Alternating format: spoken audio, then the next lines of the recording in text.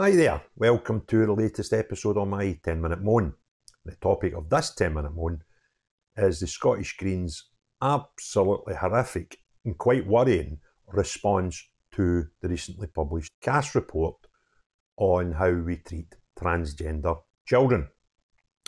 Before we start, just to remind you, if you really want to help the channel, one simple thing, click the thumbs up button down there. It does wonders for our reach.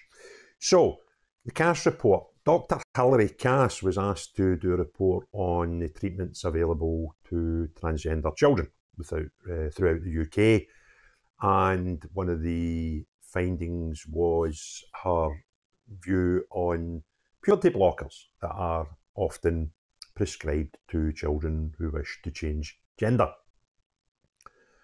Now, it's quite a touchy subject and can have frightening consequences either way. If some of these things are not acted on, we could be harming the future generations of our children. So it was quite worrying when one of the first to comment about it, probably not surprising though, was Ross Greer of the Scottish Greens, who tends to have quite a lot of opinion on any gender or sexuality questions, which I find completely bizarre for a guy who represents a party who are meant to be an environmental party. Young Ross said, "This is straight up transphobic and conservative document," whereby he wants to completely ignore the science provided by Dr. Hary Cass because he doesn't agree with the findings. Quite how it's been transphobic, I'm struggling to understand when it's actually trying to protect trans children, or those perceived to be trans children, which is a whole different topic. Now, Patrick Harvie, he was on the BBC on Sunday being asked if he agreed with the document, and he said he's seen too much criticism to say it's a valid scientific document.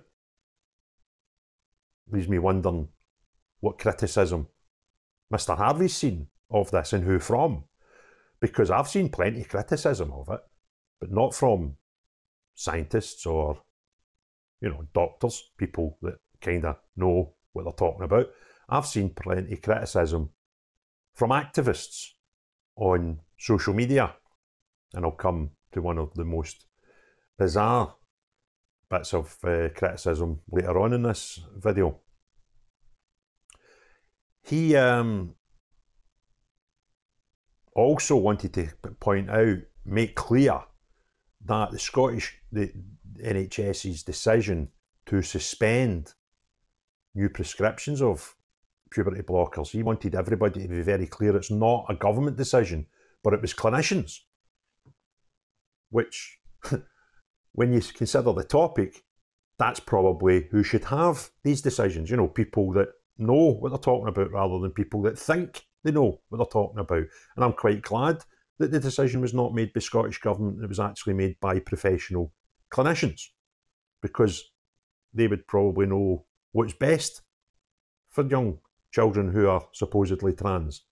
Probably more than the happy clappy Green Party, who are part of the Scottish Government, and the complete crackpots that are the SNP, who are the larger part of the Scottish Government. So I am absolutely delighted with your statement there, Mr. Harvie. And as I mentioned earlier, one of the loudest critics of the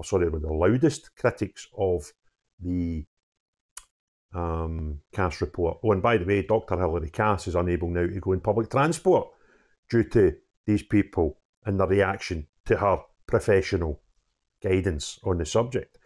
Now, one of the most outrageous comments I've seen in the loudest was the group I'd never heard of before, who are called Rainbow Greens. Rainbow Greens are the LGBTQ plus whatever letters we've added on this week wing of the Scottish Green Party. They were so upset by this that they demanded that the Scottish Greens should have an extraordinary general meeting where the Green members were to decide if the Butte Agreement, which is the agreement between the Scottish Greens and the SNP that formed the government, they want it to vote on it being scrapped, and their advice is they want it scrapped. Now, at the same day, we also had the climate change targets for 2030 scrapped by the Scottish Government, and the Scottish Greens are now going to have the EGM that the Rainbow Greens demanded. But quite conveniently, they can now box that as a climate change thing, and it's nothing to do with these Rainbow Greens wanting to ignore the Cass report. It is quite frightening why an environmental party, such as the Greens, would have a sub-party purely for people who are homosexual, who are transgender, etc., etc. I think that's quite weird, to be honest with you.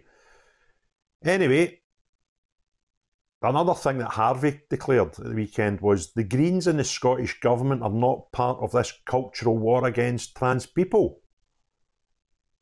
What cultural war, Patrick?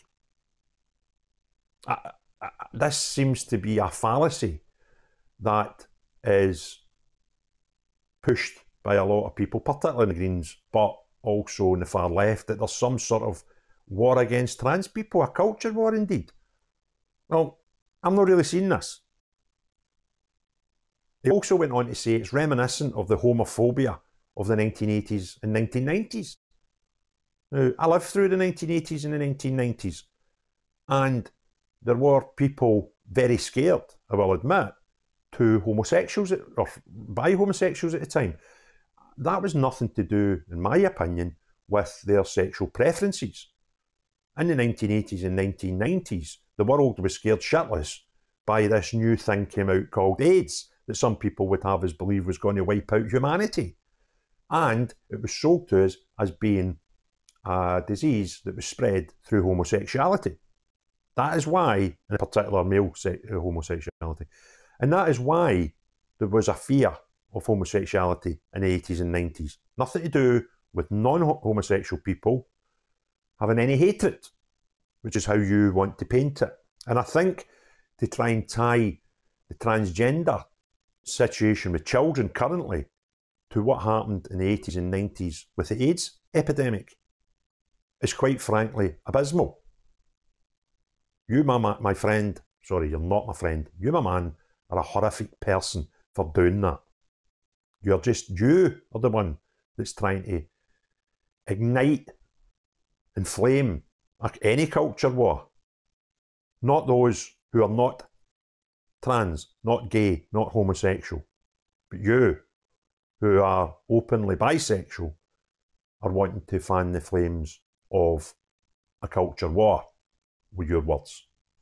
It's despicable, your actions.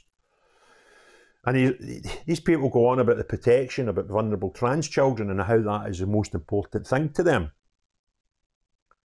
However, that's exactly what the Cass report is doing. It's trying to protect these vulnerable children. Yet you seem most upset that by protecting these children could prevent some of them going on these puberty blockers so that they can change their sex easier. I would predict that you, Mr. Harvie, and people of your mind are less bothered about the safety of our youth than you try to make out. No idea why you and others in society, including Ross Greer, are so, I don't know, pushy about this whole thing.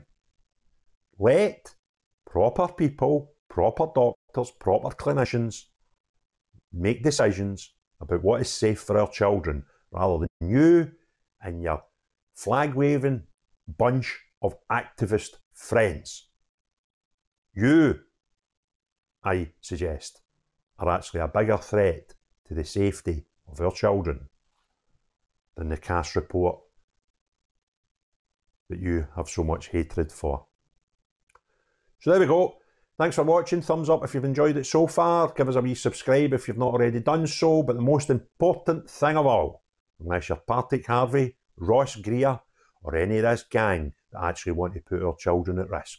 Everybody else, have a great day. Cheery bye now.